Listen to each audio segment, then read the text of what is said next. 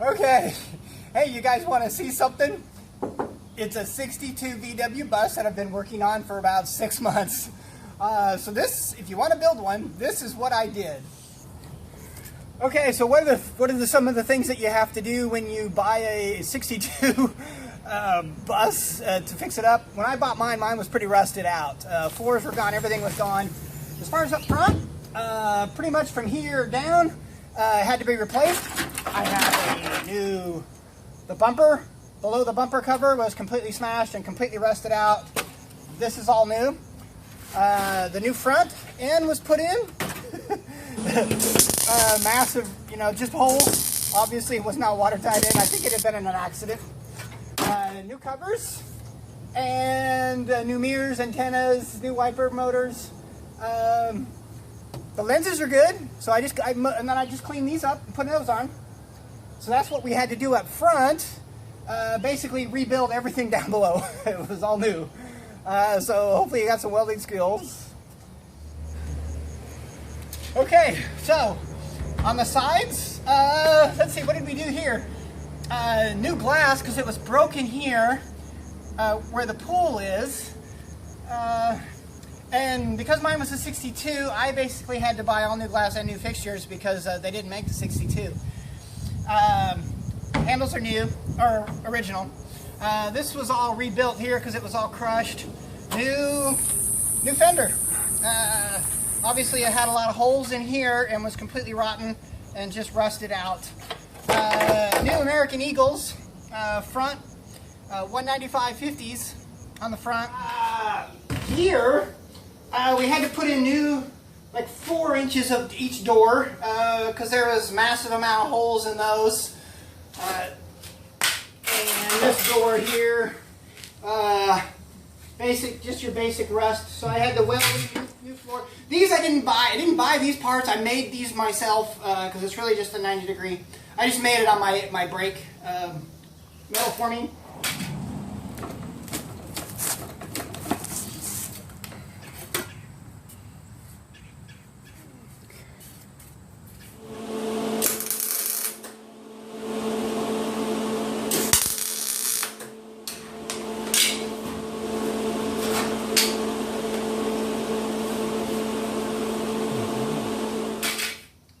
New bottom here, new piece here, and all new floors.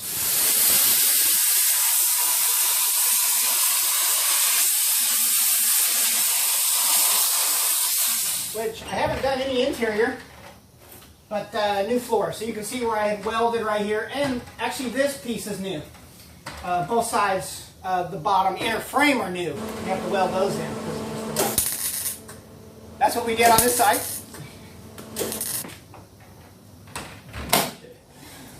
Let's see, what did we do here? This is a new panel here. This had to be cut out and welded because it was rusted out. All the pop-out window frames are new because I didn't want to bother fixing my old ones because they were pretty rotten. This was just crushed. It just needed a lot of body work. Just pull it out and fix it. In the rear, American Eagles, 15-inch with 195 65s in the back. So these are bigger. These are taller. In the back, what did we do here? There was a massive amount of work here.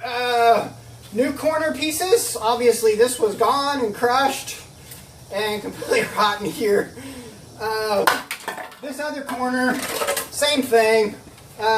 Crushed completely. So 2 new corners. This is a new piece under here. The rear door was just kind of fixed. And these were fixed. And then I welded new corners about up to here. And then and a new bumper because I didn't have a bumper. So new bumpers and all that. And new glass because I didn't have a rear glass. I think it was plexiglass in there. So I just sort of left all this good. This is good. And that actually closes nice. In the rear, new hardware. New hinges, because the hinges were broke on the door. I had to weld the hinges back on. So a little bit of work here. And the engine is stock. Stock engine right now. Alright, on the other side, same thing. New I had to weld in new corners, and the entire quarter panel, 10 inches below, I had to weld in all new. And it also got a new fender for it. This one here, it also got a new fender, as it was missing this whole section and completely rotten right here, just rusted. So, yeah, all new. There. Inside, new floors, all new floors because they're rotten out. And that's where I am right now. I haven't done any interior yet. Just the exterior has been finished, and I'm ready to start the interior now. All right. Another one of my major fixes was the entire frame underneath was completely rotten. I had to tear out the entire middle floor, right all the way down to the beams, weld in all new corners of my frame. I think if I was actually driven this thing when I first bought it, there was less than like 1 inch worth of frame. I think if I would have hit a pothole, this whole car would have just folded in half. So a lot of the frame has been replaced. I did not buy that metal. I custom made it on my brake. So a lot of stuff you have to custom make all of your metal parts. So all new frame underneath.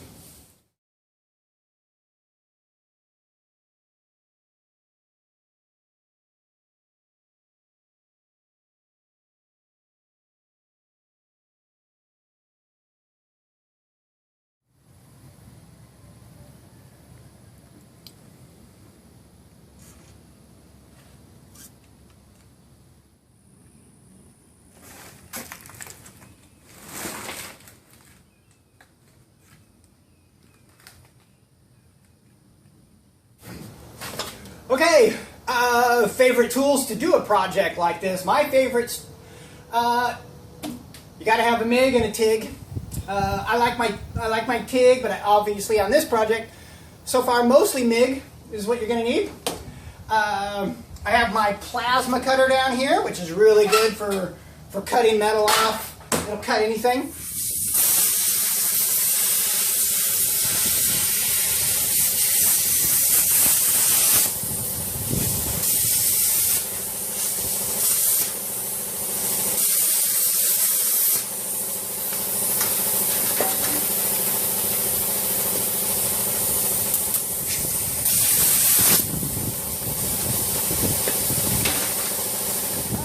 Another favorite tool for this project is, of course, you need a sandblaster.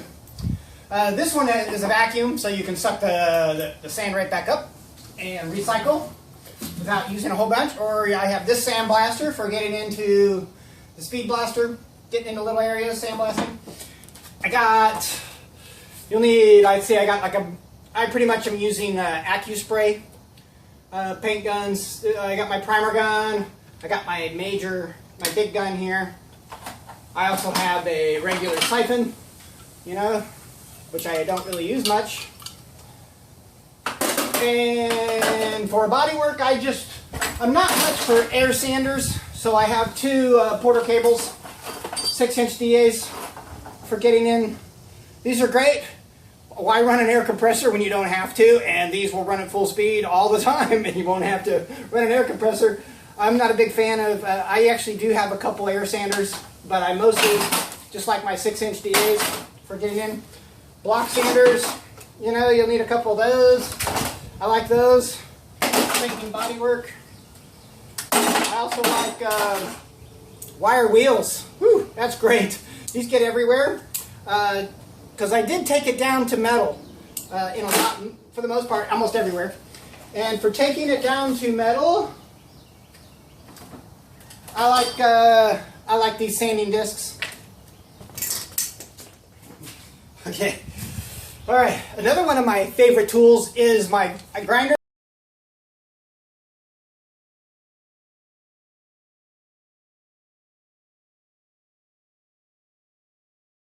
I like these polycarbide abrasives. These are great for taking it down all the way to metal. Without scratching anything, and they just take it right off. Why use sandpaper when you can use these polycarbides? I went through a bunch of these because this car was painted with house paint, so I basically had to go all the way down to metal. So these polycarbides are nice. You have your regular grinding wheels.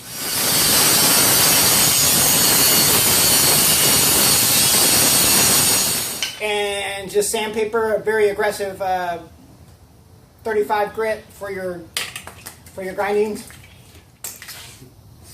Okay, so my favorite tool for this project was by far the duckbill pliers that I got at Northern Tool for like $5. Big wide. Everything on this car has like a 90-degree turn or something. All these little points, like the roof line down at the bottom, and everywhere where you put all of your weather stripping. You can take these pliers and straighten it all out, because mine were all bent, and you can straighten out all of your bent sheet metal down and go across and bend it all and make everything straight. These are great. This was by far my most useful tool on this whole project, was the duckbill pliers.